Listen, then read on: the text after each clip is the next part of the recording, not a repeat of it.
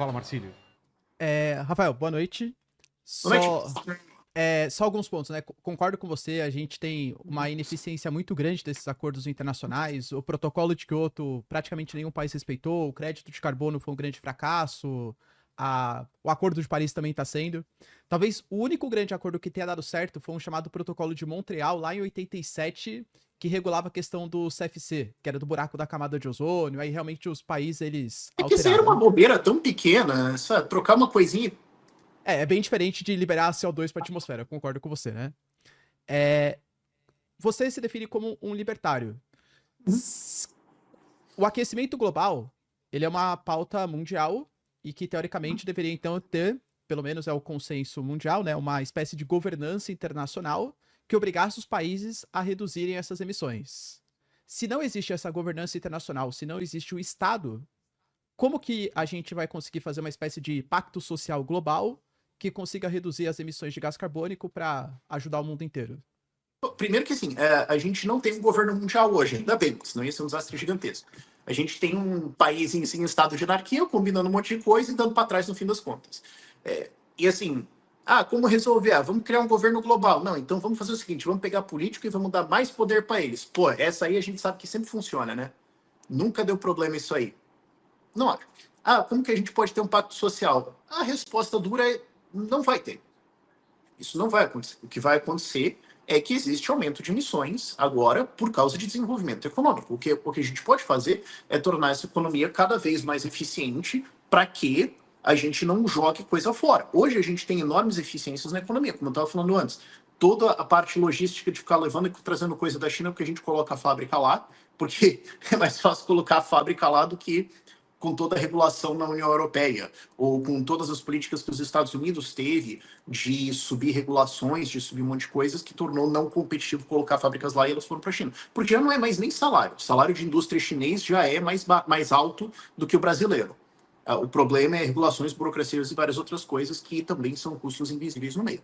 A gente tem essas ineficiências. A gente tem ineficiências em a disposição econômica do mundo. A gente tem uma maluquice woke que aconteceu nas últimas décadas de ser contra a energia nuclear, que é brutalmente eficiente em termos de emissões, e foi abandonada porque teve um monte de protesto, uma galera de esquerda antinuclear que não estava entendendo nada do que estava falando, e foi contra a energia nuclear, sendo que é uma política fantástica, não é uma política, é uma invenção fantástica que poderia ter beneficiado a gente vai ter desenvolvimento, a gente vai ter aumento de emissões. A questão é, toda vez que a gente tem esse aumento de emissões, a gente também enriquece como humanidade, a gente tem também maior capacidade de nos defender dessas crises, de nos recuperar delas, de nos adaptar. Então tem um trade-off, né? Não é como se só tivesse um lado ruim, também tem um lado bom de desenvolvimento econômico.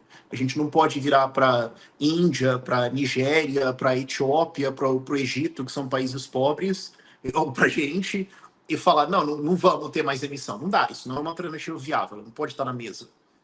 Agora, se a gente vai desenvolver isso, a gente tem que fazer esse desenvolvimento eficiente de maneiras que a gente tenha um enriquecimento e também vai ter a capacidade de enfrentar isso do outro lado, e aí a gente pode discutir milhões de coisas que podem aumentar a eficiência energética do mundo, que são tecnologias que estão aí, e sempre vai ter uma grande demanda de fazer isso, e assim, também tem uma outra coisa que é um grande poder que move o mundo, é uma força da natureza muito fundamental, que é frequentemente subestimada, que é o problema do bilionário entediado. Sempre vai ter um Elon Musk que vai falar, cara, eu tô muito entediado, eu vou fazer baliza com foguete, foda-se. Sempre vai ter alguém que vai querer fazer isso. Se esses caras começam a entrar nesse problema e falam, eu vou fazer isso, privado, com lógica de mercado, com gente que quer fazer isso, esse cara vai ter um resultado, um impacto muito maior do que reunião de político pelo mundo que não vai dar em nada. Ô, Rafael, só uma última provocação aqui, uma dúvida também, né? Os dados que você colocou em relação à China, é verdade, a China é o país hoje que mais emite gás carbônico para a atmosfera, é cerca de 30% mesmo, muito por conta do passado que eles tiveram. Eles têm muito carvão de ótima qualidade ali na região da Manchúria e tal, por isso que eles fazem essa exploração. Mas a China hoje também é o país que mais investe em fontes limpas e alternativas de energia. Eles investiram só no passado 625 bilhões de dólares, mais de 50% da matriz deles é uma energia limpa, e tendo esse estado forte, eles estão fazendo uma pesquisa muito eficiente com a técnica, inclusive, de fusão nuclear, que é uma energia, claro, muito mais limpa do que poluir com carvão, gás, petróleo e tal. Não seria um Estado ajudando a combater o aquecimento global, que é o Estado chinês? Inclusive, nos planos quinquenais que a China colocou, um dos objetivos que eles colocam é justamente fazer também essa transição energética. Eles reconhecem, eles fazem meia-culpa da poluição com carvão mineral deles para utilizar técnicas inovadoras energéticas. Então, o que eles fizeram foi: nós vamos então usar essa energia, enriquecer, e aí nós vamos ter a riqueza para então combater as consequências ruins, que é o que eu estou propondo que a iniciativa privada pode fazer também. Eu não tenho nada contra isso. Agora, então vamos ter um Estado que vai controlar isso. Bom, eu acho que 1 milhão de uigures que estão presos em campos de concentração na China podem ter uma certa discordância sobre a forma da gestão política na China. Também eu acho que a galera que levou alguns tiros na Praça da Paz Celestial pode ter algumas objeções sobre o estilo de governança da China, né? Eu acho que também deve ter muita gente lá que também tem opiniões, mas infelizmente não vai poder falar esse tipo de coisa. Felizmente a gente aqui ainda pode, né?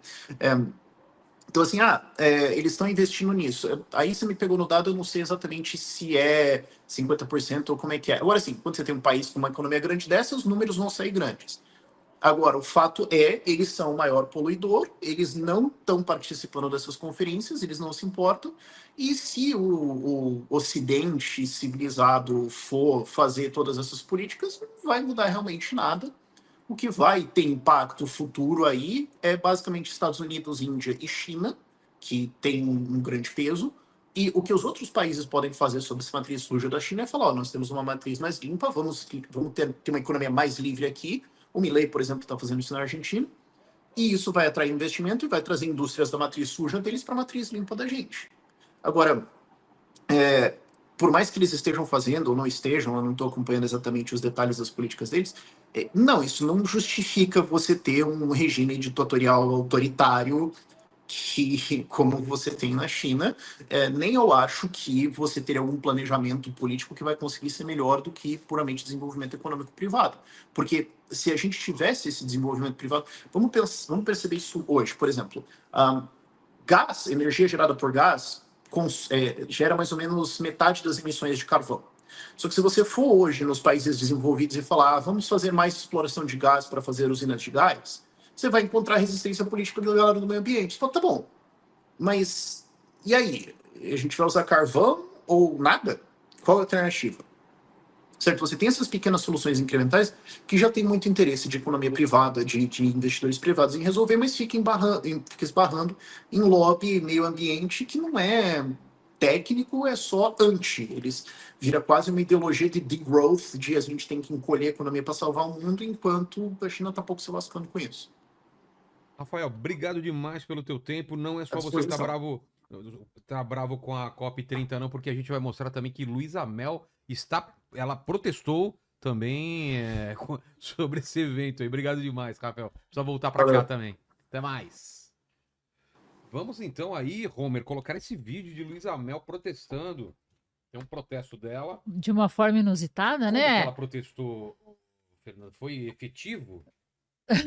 Depende do ponto de vista. Ela colocou um garfo ali, não entendi aquele garfo. Vocês entenderam? Que garfo? Eu não vi o garfo, não. Deixa eu ver. Toca aí. Eu não entendi aquele garfo gigante, Tem porque áudio, assim. o Homer? Tem áudio. Ah, Tem então. áudio, Então né? vamos ver. Vale a pena ouvir. Ó.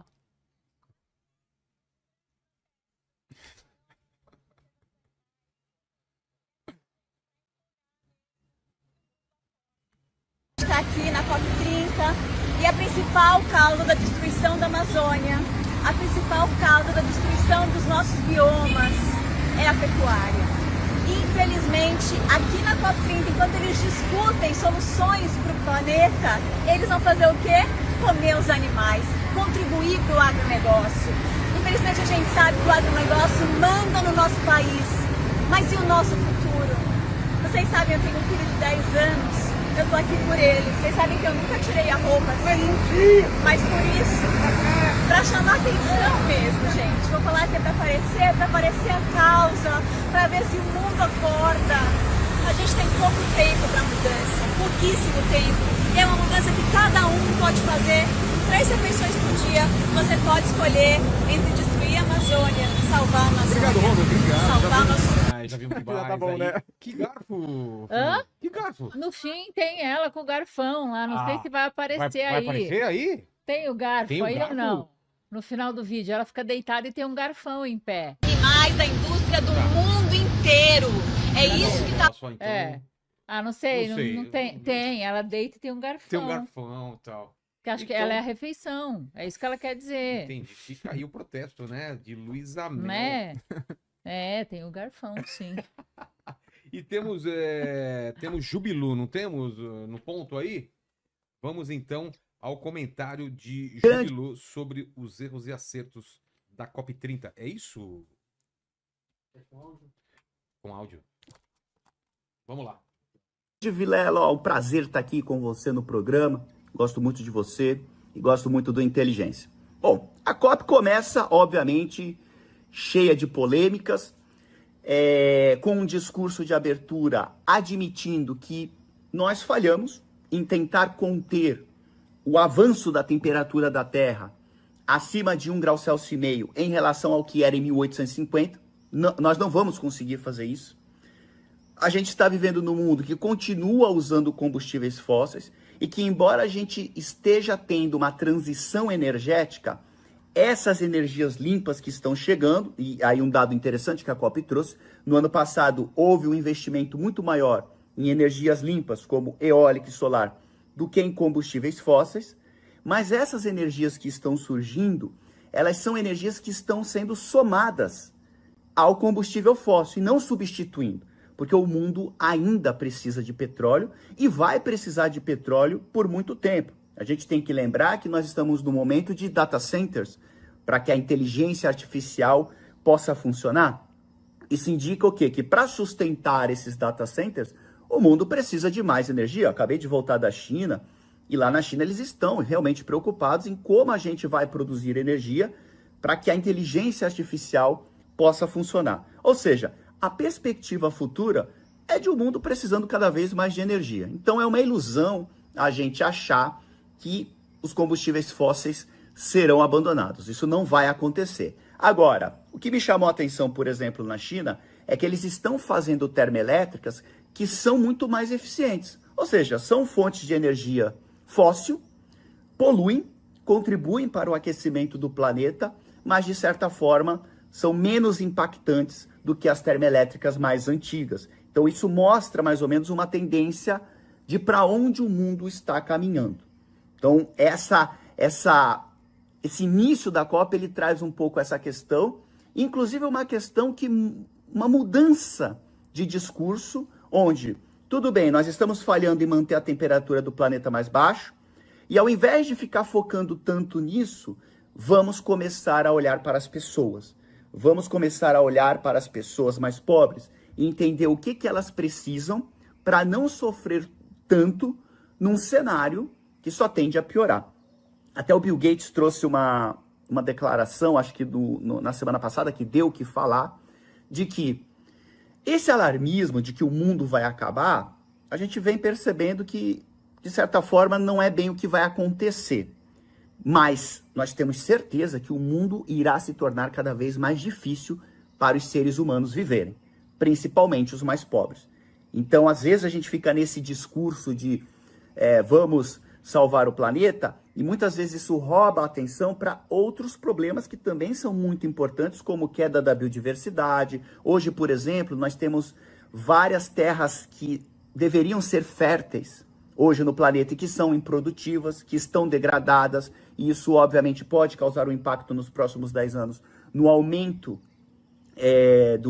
dos alimentos, no aumento do preço dos alimentos, e obviamente sempre a conta maior vai para os mais pobres. O mais interessante que eu vi até agora nessa COP, obviamente está muito no começo, é a questão do Brasil, né, usando a Amazônia. Isso é muito simbólico, né, a COP sendo feita na Amazônia. A Amazônia hoje, ela é o centro da importância para a manutenção da temperatura no planeta, é de interesse mundial que a Amazônia continue de pé, porque ela faz uma regulação da temperatura do planeta. Sem a Amazônia, por exemplo, seria impossível a COP estar acontecendo em Belém nesse momento.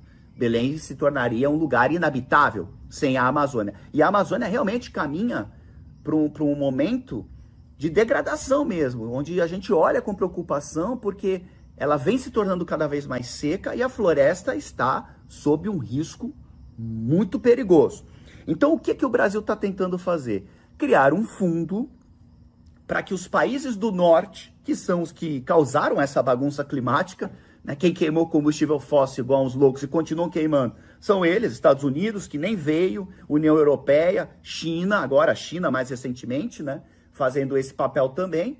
E esses países agora eles precisam pagar o preço para os países do sul, que são os países mais pobres e que vão sofrer as piores consequências. Então o governo criou um fundo para que esses países depositem um dinheiro nesse fundo para que a gente preserve a nossa floresta, porque isso é de interesse de todo o planeta. E aí, para a ironia de todos, o Reino Unido disse que não vai contribuir, a Alemanha agora disse que também não vai contribuir, e aí todo mundo começa, tá, legal o teu fundo, mas eu não vou dar dinheiro para isso. E aí começam as discussões. Aí os indígenas e os outros povos que iriam ficar com uma parte desse fundo, que seria 20%, já estão querendo 50%. E aí a gente entende por que a COP demora muito para evoluir, né, mesmo desde 2015, do Acordo de Paris, porque cada um tem um interesse e você conseguir colocar tudo no mesmo prato para conseguir chegar no objetivo é extremamente difícil e exige muita conversa e muita negociação. Eu estarei lá na semana que vem, que é quando começam essas negociações, mas um fato interessante também, que já dá para perceber nesse início da COP, são as narrativas que são criadas para tirar a credibilidade do evento, que é, sim, muito importante.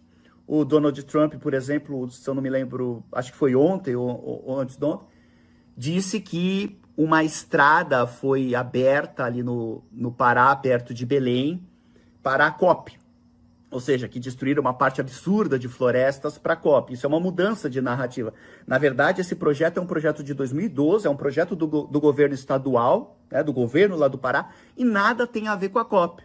Mas o Trump pega isso, muda a narrativa e joga isso na mídia, e obviamente aí começa a circular que houve um enorme desmatamento para que a COP pudesse acontecer. Enfim, cenas dos próximos capítulos, né? A gente está aí no início da COP, e eu tenho certeza que muita coisa bacana vai acontecer aí nos próximos dias. Beleza? Prazerzaço e estou à disposição aí para falar mais sobre isso. Valeu, galera! Valeu, Jubilu! Então, com isso, encerramos o assunto COP30, que eu acho que ainda vai ficar um bom tempo. Alguns dias ainda vai rolar.